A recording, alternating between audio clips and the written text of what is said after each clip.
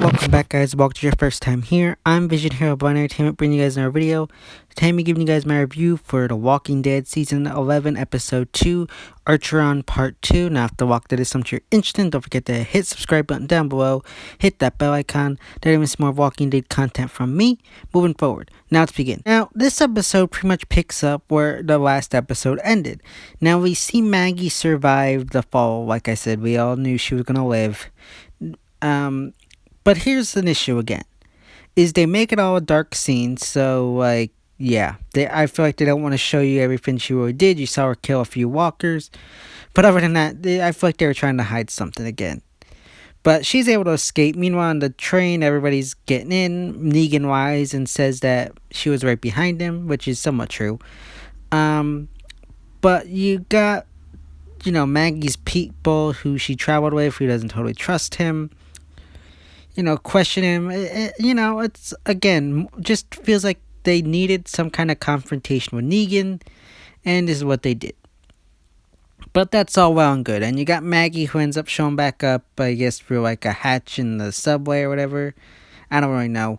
But she ends up showing back up and confronts Negan about this, and, it's all the same stuff again that happened in the previous episode with her and Negan. It just feels forced. But then you got them traveling through the train. The doors are all rusted shut, so they're having a tough time getting through. And while they're trying to get through, you got that one kid, Gage, show up. He got split up from the group in the last episode, and he ends up showing up in the train, having escaped a bunch of walkers. Now, he asked Maggie to help him, let him in, because there's walkers coming for him. Now, Maggie pretty much tells him, no, we can't help you. We can't take out all those walkers. You're pretty much on your own. And here's where I get mad at Maggie even more. It's just like, are you effing kidding me? There's enough people there that you could take out the walkers easily. Very easily. Like, there is enough of y'all to take out those walkers and save him. Now, look, I know the kid was a jerk and an asshole pretty much. He, did stuff with Henry and Lydia that was not good, and which, look, I understand all that. But still, I think that he should have at least been tried to save. Even if they tried to save him and then he died, that's fine. But not trying and just letting him die like that was ridiculous. Honestly, I will say this much, though. Him pretty much committing suicide was pretty cool. That was a very good moment. I really liked how they did that. It's a very nice done death, in a weird way to say that. But again, they could have saved him.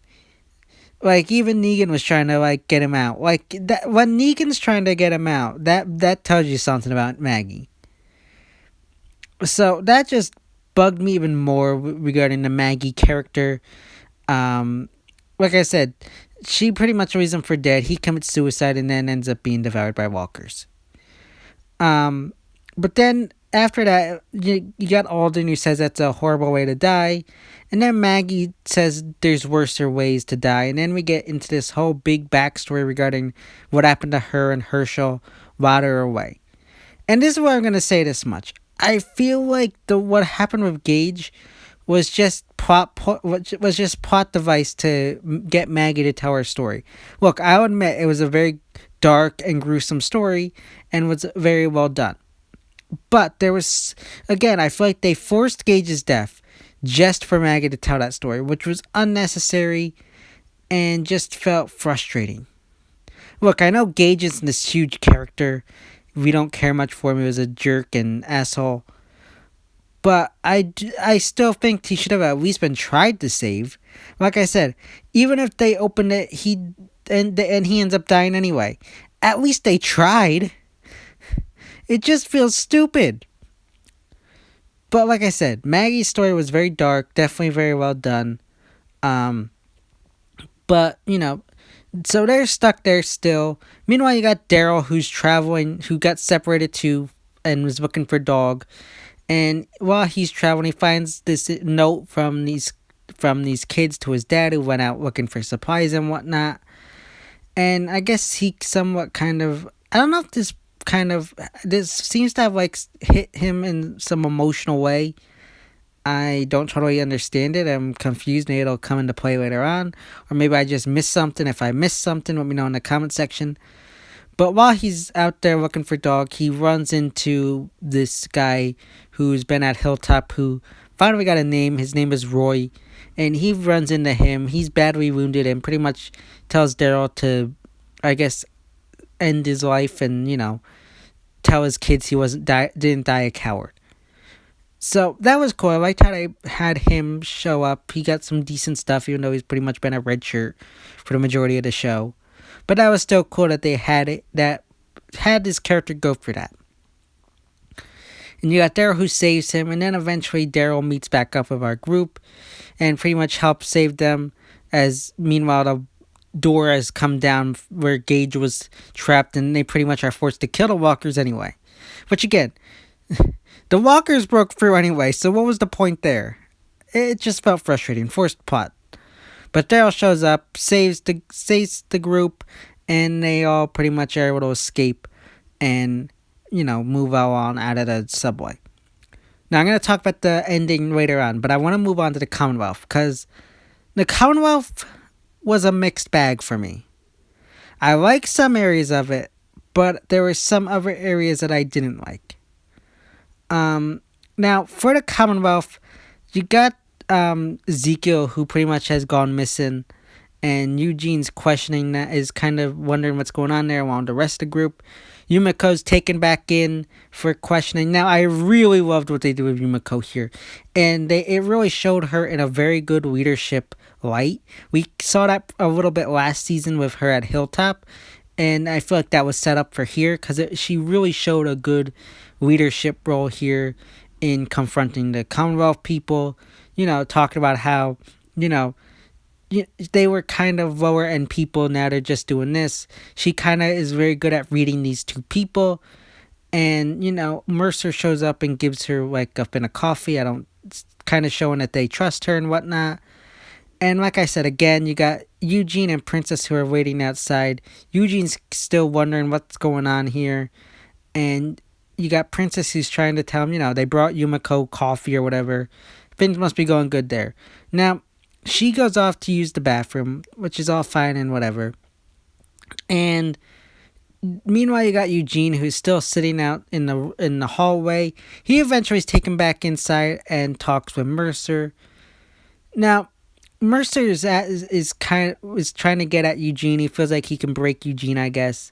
And he asks him what he was doing at the train yard and where his community is. Now, this is where I get frustrated, because I feel like we've seen Eugene become more of a hardened survivor over the past few seasons, but yet he breaks down and cries at this moment. Like, I get it's part of who Eugene is, but at the same time, it's like you've had him grow as to be a more hardened survivor. Why is he breaking out and like sobbing here? It just feels like a break in his character. Now, I get they said he had a fear of being alone or whatnot. Okay, that's fine. But he shouldn't be like shaking and crying the way he is. He should be at least a little bit more in control of his emotions. Like I said, he's grown to be a more hardened survivor. So why the hell is he breaking down and blubbering like a kid? Again, annoying. And this is another area where I get frustrated. Is he pretty much discloses the location of Alexandria and whatnot. Like, really? The other three were not doing that, and yet here you are. You're going to disclose this information, pretty much putting the rest of their people in danger. Like, what the F, Eugene? Eugene really frustrated me here. And then eventually Mercer takes him and puts him back in the train car, where he's reunited with Princess, Yumiko, and Ezekiel. Ezekiel has somewhat been treated for, like, I don't know if he's been fully treated for his cancer, but they gave him something to help. And, they've all been reunited. Eugene is happy to see his friends. He's crying again. All that's BS. And you got Mercer who comes in and says, you're fully accepted into the Commonwealth. And that's where you get the introduction to Stephanie. Now, this is not the real Stephanie. And spoiler alert to all you TV-only fans. because this is not the real Stephanie. They already casted a other Stephanie. I forget the actress's real name. And it's the same person that they had on the radio. This is not the same person that they had on the radio.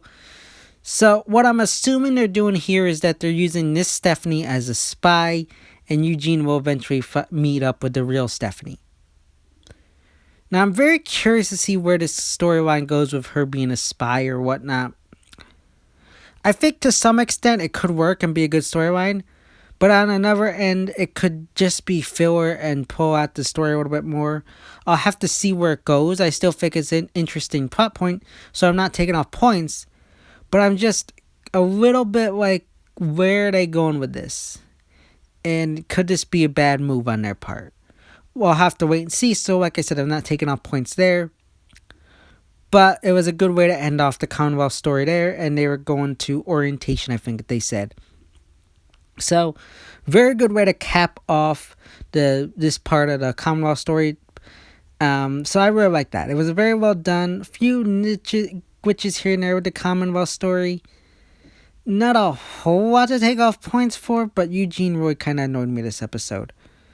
But like I said, here we go back to the ending of the episode, where the group pretty much is recovering. They reunite and whatnot outside in the middle of the forest. You got Negan who hands over a gun to Maggie. And they pretty much agree that they're, I guess, on the same terms or whatnot. You know, all that stuff. Everybody's prepared to move on. Now, again, you got Negan who's reading them again. He's the only one apparently knows the DC area. And as they're moving along, they're walking on down the road. Now, this is a weird scene for me. Because it's like they're just walking down some random road. I don't know. It just looks out of place. It just seems weird and out of place. That they're just like wandering down this middle of the road. Like, usually you see them in the forest or the woods. They did this early on in episode 1, but it was only for a short second. So I could kind of look over that. But here they're wandering down the woods. And they get to this like end where you got some hanging bodies in the middle of the road. And you got Negan who's like, okay, this is weird. We better double back around. And before they can do that, however, Roy gets shot with an arrow through the eye or whatever. And he's given a name, but then he's killed off within the second episode of the season. You know, all great stuff for red shirts. Then you got Cole's punctured. They're dragging him to safety. And everybody's ducking for cover. And you got Daryl who's hiding behind a tree and peeks out, and that's when you get the scene of the Reapers marching down the street. Now, I like the way they ended it. It was a very good way of ending it. Better cliffhanger, especially since no one's left for dead, or like that. I mean, Cole maybe, but he's most likely gonna survive.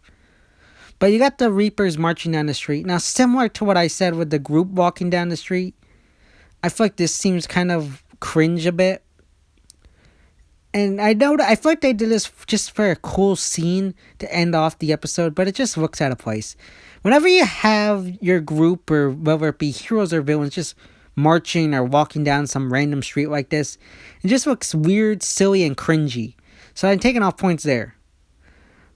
But overall, I do think it was a good cliffhanger ending. And since it's not as bad as the last week's episode, and like we're not going on a break, it works better moving on between each week. So, I give it credit there. I like this episode more than the previous episode.